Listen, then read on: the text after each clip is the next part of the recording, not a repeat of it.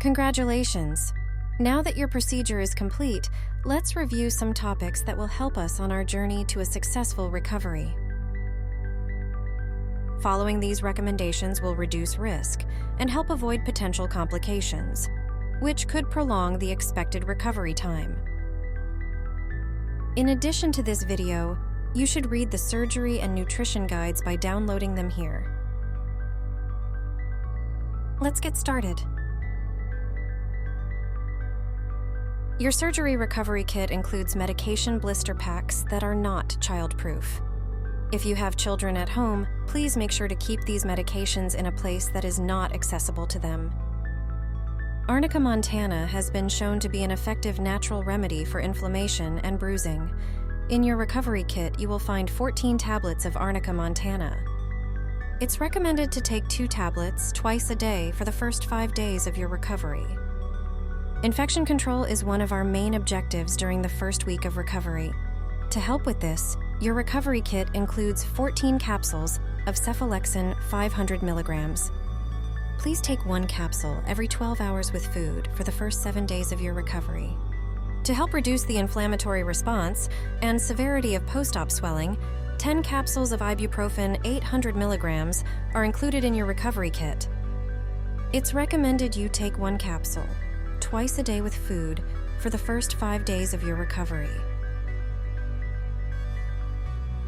Human locomotion is a miracle of nature. The evolution of bipedal walking required the development of incredible mechanics and unique anatomy only found in human beings. During normal walking, we move our weight from the heel to the toe and bend the joints in the forefoot before taking off for the next step.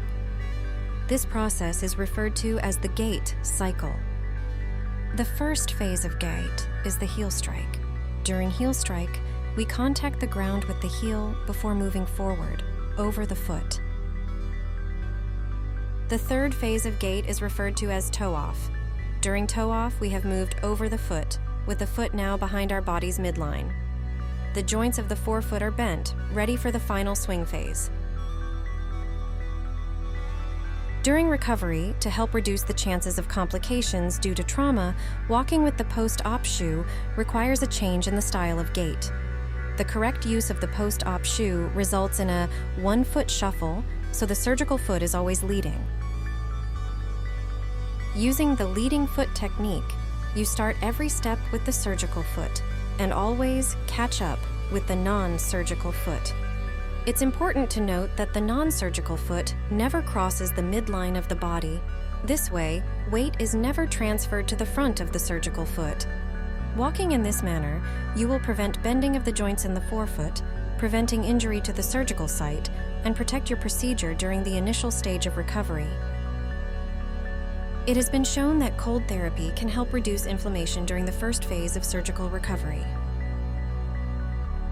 Apply the cold pack to the top and side of your foot and ankle.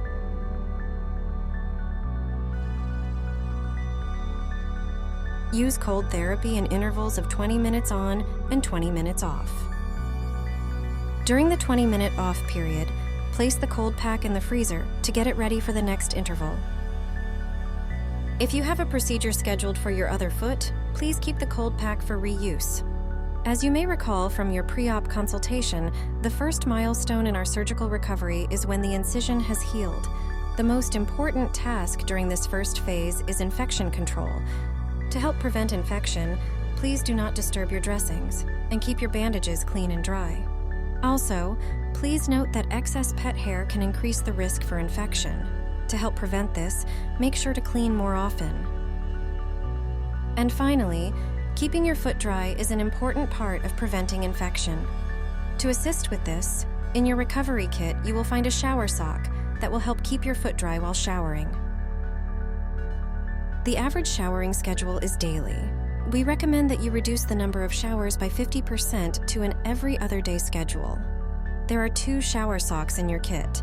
We recommend you alternate the socks with every shower. This way, the used sock has ample time to dry. Let's review how to correctly use the shower sock. Open the mouth of the shower sock and carefully pull it over the foot and onto your leg. Make sure when opening the sock that you stretch it lightly, just enough to allow for application over the dressings without disturbing them. Gently pull the sock over the leg until it is above your knee. Make sure there is a tight fit around your leg at the mouth of the sock.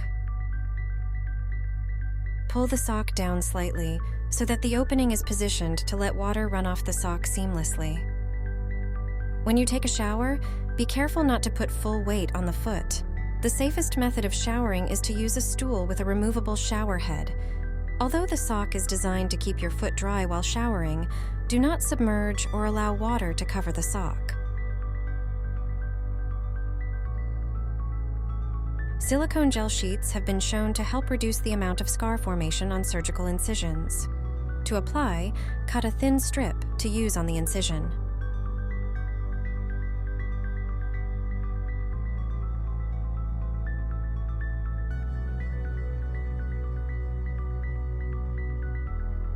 Gently peel the backing off of the sheet. Keep it for use later. Apply the silicone along the length of the incision. Make sure it is adhered well.